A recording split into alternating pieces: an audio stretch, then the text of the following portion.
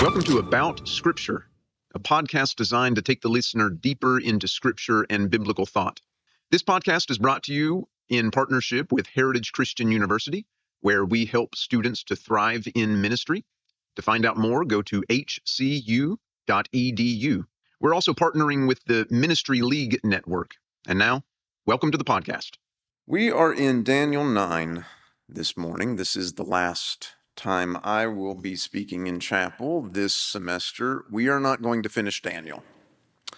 So if you're back next year, maybe I'll finish it then. We've got like 1, 2, maybe lessons to go. I mean, we're in Daniel 9, so obviously there are 3 chapters after that, but those 3 chapters actually all go together. They all fit one big vision. Basically, the vision is really in chapter 11, but chapter 10 is the setup to that, and then chapter 12 is just the conclusion. So they all fit together. So maybe one lesson, but you've got some interesting things in there, some difficult things to talk about. But today it's Daniel 9, and no matter how interesting and difficult the last vision is, Daniel 9 is the most difficult part of the book of Daniel. Difficult in the sense of, what in the world is it talking about? Daniel prays. An angel comes to reveal something to Daniel, and it is the prophecy of the 70 weeks. That is what the angel reveals. We know the name of this angel. It's Gabriel. Gabriel comes, talks to Daniel, and talks to him about 70 weeks. Remember that Daniel had been praying about the 70 years of exile. In fact, you know, what Josh read for us from Daniel at the very beginning of Daniel 9, Daniel is reading. Apparently, he's reading the book of Jeremiah, and he finds where Jeremiah had predicted that the exile would last 70 years. Do y'all know Jeremiah predicted this? Jeremiah 25, Jeremiah 29, both of those passages have that prediction in there. Jeremiah is saying to the exiles in those passages, get comfortable. You're going to live in Babylon for a while. Don't hold your breath. You're never going to see your homeland again. Don't think this is going to be over quickly. It's going to last 70 years. Okay, that's Jeremiah. Daniel, in Daniel chapter 9, he's reading that. And he says, 70 years? Wait a second, I think that's about up. It's time to go home. 70 years is over. And so he starts praying to God about this moment that he is living in. Fulfill your promises. You said we'd get to go home after 70 years. Well, it's been 70 years. Are we going to get to go home or not? How's this going to work out, God? So he starts praying, and an angel comes. Gabriel comes and reveals to him this vision. This is the very end of the chapter. It's the last 4 verses. I'm going to read it to you. 70 weeks are decreed for your people and your holy city, to finish the transgression, to put an end to sin, and to atone for iniquity, to bring in everlasting righteousness, to seal both vision and prophet, and to anoint a most holy place. Know therefore and understand from the time that the word went out to restore and rebuild Jerusalem until the time of an anointed prince, or maybe your Bible says something about a Messiah there. I'm in verse 25. There shall be 7 weeks, and for 62 weeks it shall be built again with streets and moat, but in a troubled time. Is there 7 weeks first, and then we get 62 weeks? Some Bibles actually take them together. There will be 7 weeks and 62 weeks, and then we'll move on to the next one. So do we take them together or we take them separately? look, when you're studying this passage, like for all passages, but especially for this passage, you got to compare different translations because they're going to group these things differently. Verse 26, after the 62 weeks, an anointed one, or maybe your Bible has Messiah, shall be cut off and shall have nothing, and the troops of the prince who is to come shall destroy the city and the sanctuary. Its end shall come with a flood, and to the end there shall be war, desolations are decreed. He shall make a strong covenant with many for 1 week, and for half of the week he shall make sacrifice and offering cease, and in their place shall be an abomination that desolates until the decreed end is poured out upon the desolator. Now, y'all have probably heard that passage before, and maybe you have a pretty detailed, worked out interpretation of how you think that goes, where all the weeks fit in, who the anointed ones are. If you read some Bibles, there are maybe 2 anointed ones in this passage. If you read other Bibles, maybe there's only one that's mentioned twice. Maybe you have a worked out idea of who that is and who the princes are. I don't have a worked out idea of this. So I think this is a difficult passage. And when I run up against a difficult passage, I like to get sort of a broad idea of how have people thought about this passage? What different interpretations have people come up with? And what is the reasoning and sort of the motivation behind these different interpretations? And are some of them obviously idiotic that I can just slough off? And do I have some major players here that I can't, I've got maybe 3 or 4 different ways of looking at it that I need to take into account?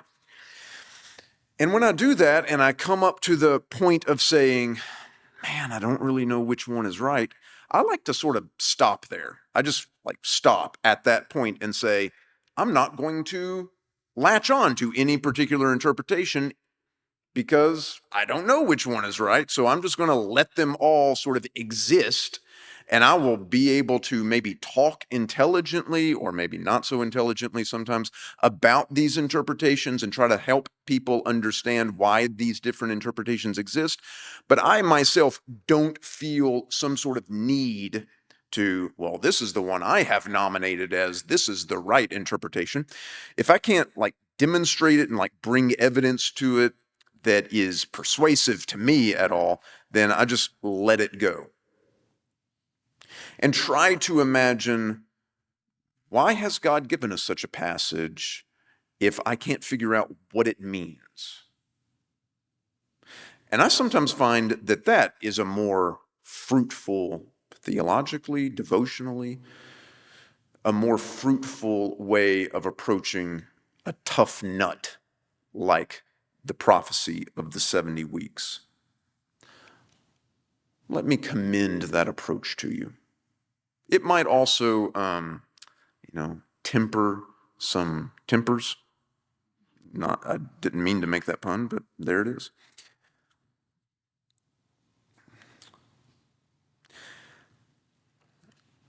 There's a lot to say about it. I'm not sure how much to say about this prophecy at this moment, but let me just jump into my document here.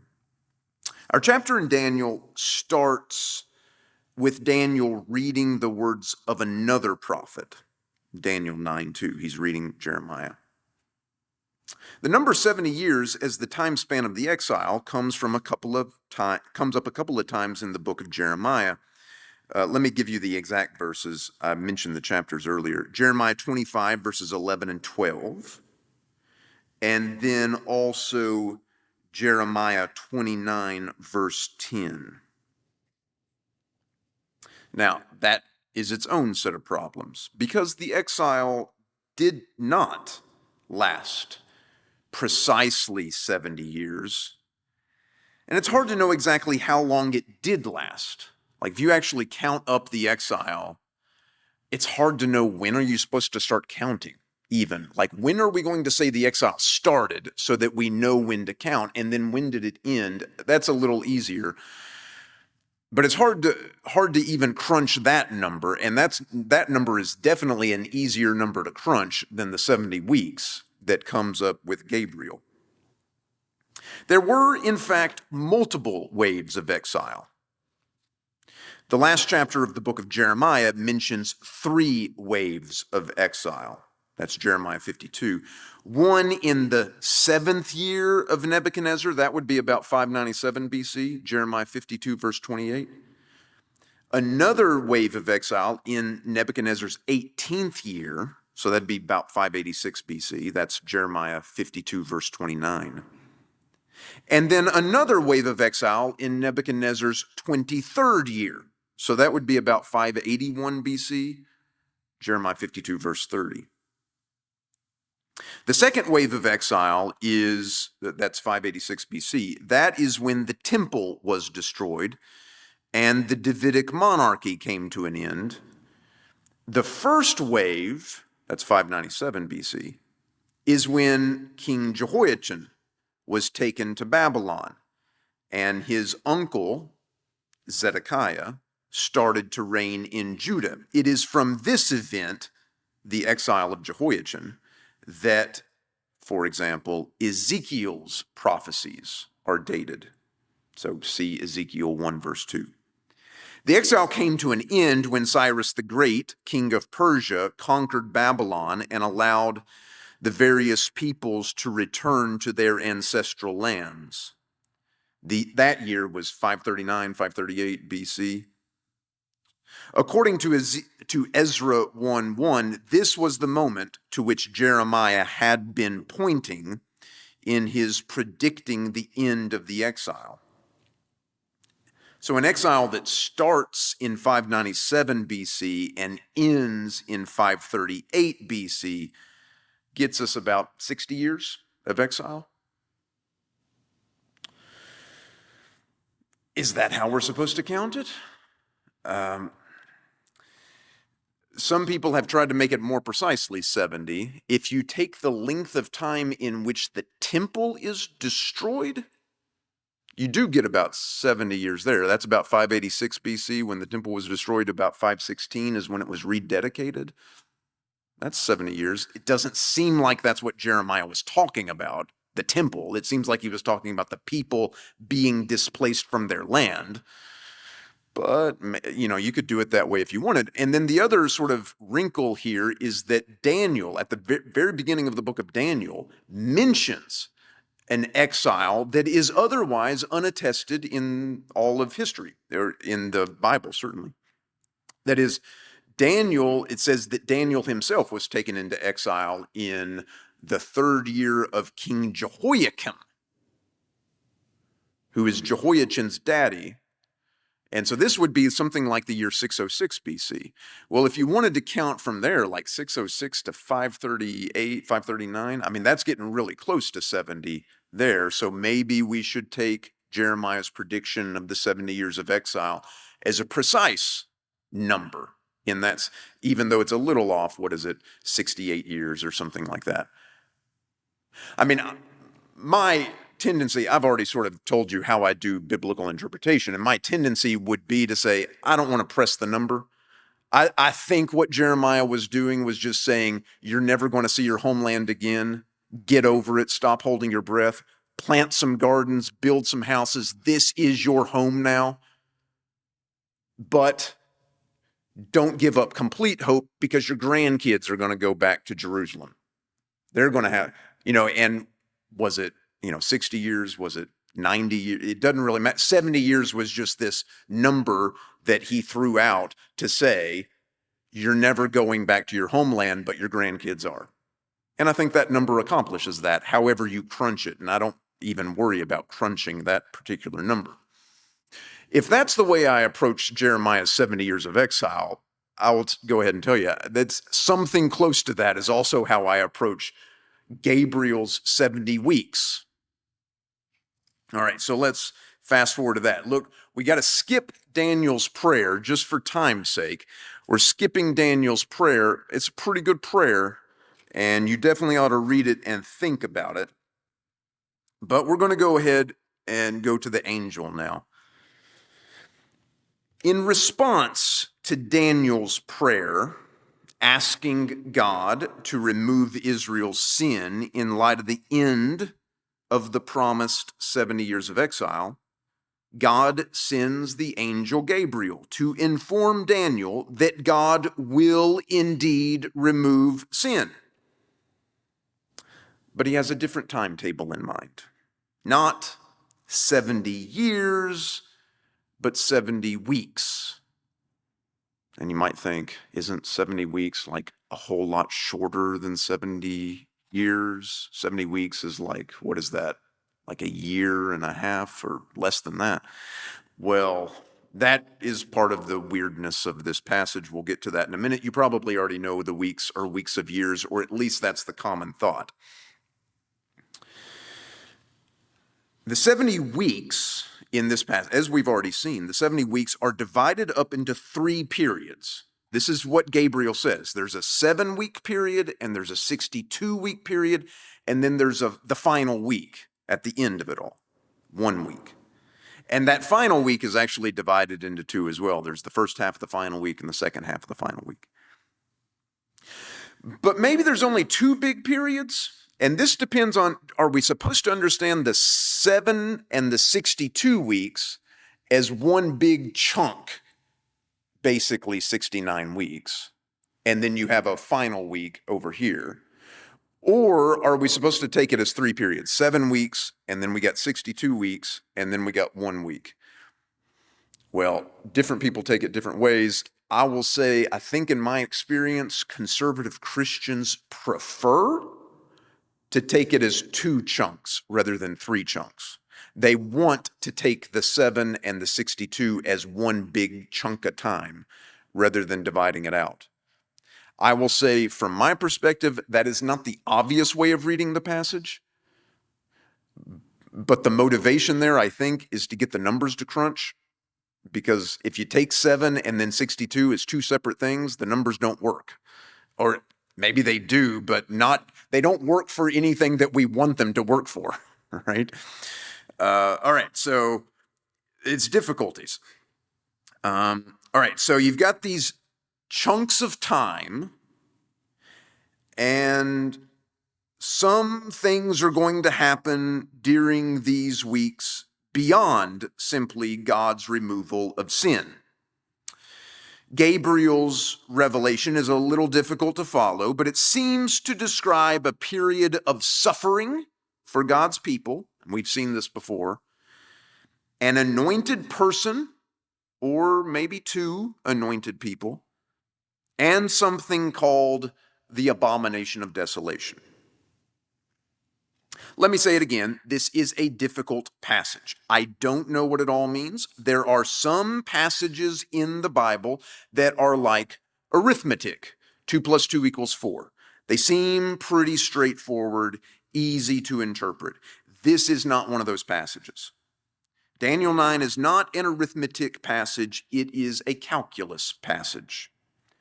In 2 different ways, actually. This is not the passage you come to when you're starting out in Bible study. This is one you get to after you've already been studying the Bible for some years. That prior study doesn't mean you're going to understand this passage, but it will give you a basis for thinking about its meaning. All right, let's go to something on which everyone seems to agree. In this passage, week, 70 weeks, week equals week of years. So 7 years. The idea that we might group time into 7-year periods is not that unusual in the Bible. Think about the sabbatical year, which, as different passages in the Bible show, had some bearing on the length of time of the exile. There's also the Jubilee year, remember, which is the year after a series of 7 sabbatical years, or 7 Sabbaths of years.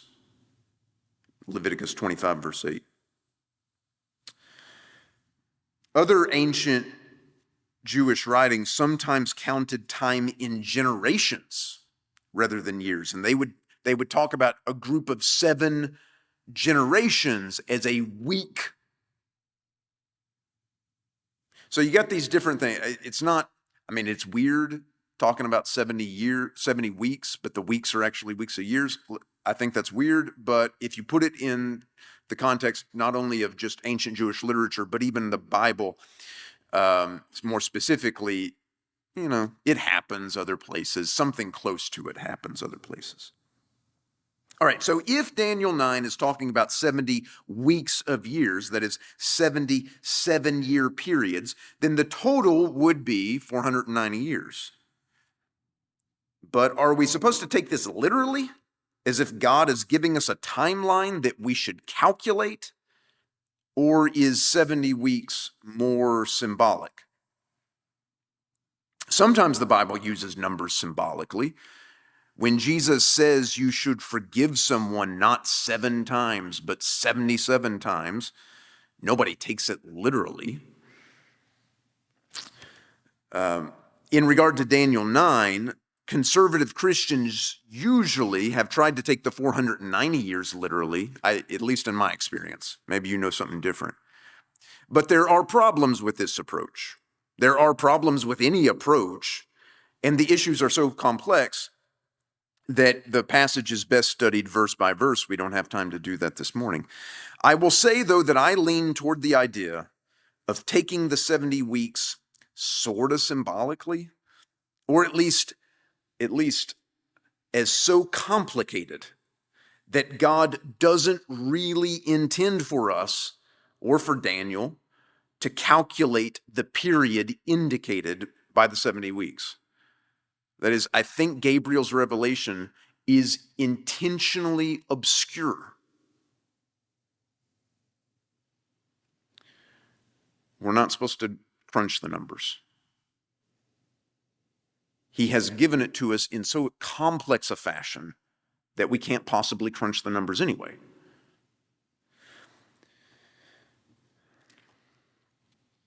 All right, let me fast forward. Obviously, there are all kinds of ways of understanding the passage. Does it lead up to Jesus? Is he the anointed one in the passage? The anointed one who is cut off? I think that's verse 26. Yeah, maybe. I mean, try to get those numbers to work. All right. Are you going to try to crunch the numbers to get the 400, or let's say the 483? Because you got a final week in there. Is the crucifixion a part of that final week, or is it after the final week, or is it before the final week? But if let's say 490, if you're going to get the crucifixion to hit year 490, when are you going to start counting? Like you get what Gabriel says is you're supposed to start. The 70 weeks begins at the decree to restore and rebuild Jerusalem. Well, I would have thought that was Cyrus's decree. Wouldn't you have thought that? The decree to restore and rebuild Jerusalem. But I've already told you when that happened. That was 538. Let's say 538 BC. Well, if you take 490 years off that, you're not getting into AD time periods, right? You're still in the BC time. So what, are you just going to make up a time? Well, let's just start counting so that we end up at AD 30 as the 490th year. Okay, well, that's a way of going. You could do that. It just doesn't seem very convincing to me. You're sort of stacking the deck, to make sure you end up with what you wanted in the first place. Okay, that's only one. Look, ancient Christians knew this was, they read the passage and they said, well, that's a hard passage. So already Jerome wrote a commentary on Daniel in the year 407 AD. Okay, that's a long time ago. And he already said, I'm not going to tell you what I think the passage means. I'm just going to tell you what other people have thought the passage meant.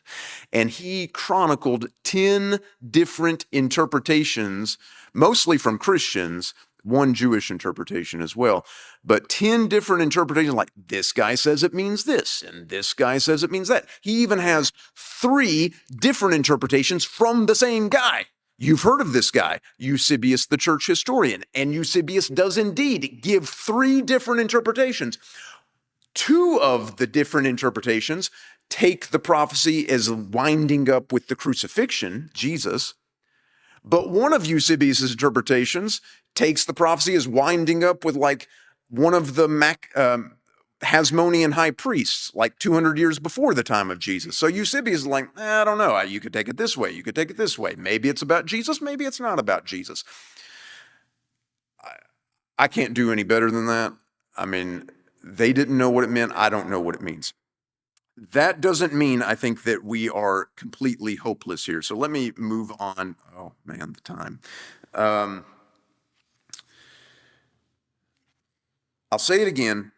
I don't know how to work out the details. The numerous proposals for interpretation surely indicate that no definite interpretation can possibly be offered. I personally prefer to go with what I know. And when it comes to the prophecy of the 70 weeks, what I know is that I don't understand it. Maybe God intended it that way? What if God sent Gabriel specifically to confuse Daniel, to unveil this complicated series of weeks in which all kinds of things would happen, but to unveil it in such a way that no one could possibly calculate when it would come to pass? At the same time, the prophecy offers assurance that God has a timetable in mind. It's just a timetable that he knows and we don't. If that's the case, then God intended for the calculation to be hard or baffling, impossible. He did not intend for us to be able to figure out how to do the calculation. So there is no point in trying to figure out when to start counting. Is it at Cyrus's decree, or before that with Jeremiah's prophecy, or after that with Artaxerxes? The answer is none of the above, because we're not supposed to count. There is no need to get the numbers to work out. There is need only of praising God for taking care of our greatest problems on his timetable. No one could have taken this prophecy and worked out when the events described in it were going to take place. We know that for sure, because over the millennia, people have tried again and again, and they've been proven wrong each time. I think the main idea, if I haven't said it enough, of Daniel's prophecy, the 70 weeks, is that God has his own timetable for working things out. But there are also some other points we can derive from this passage.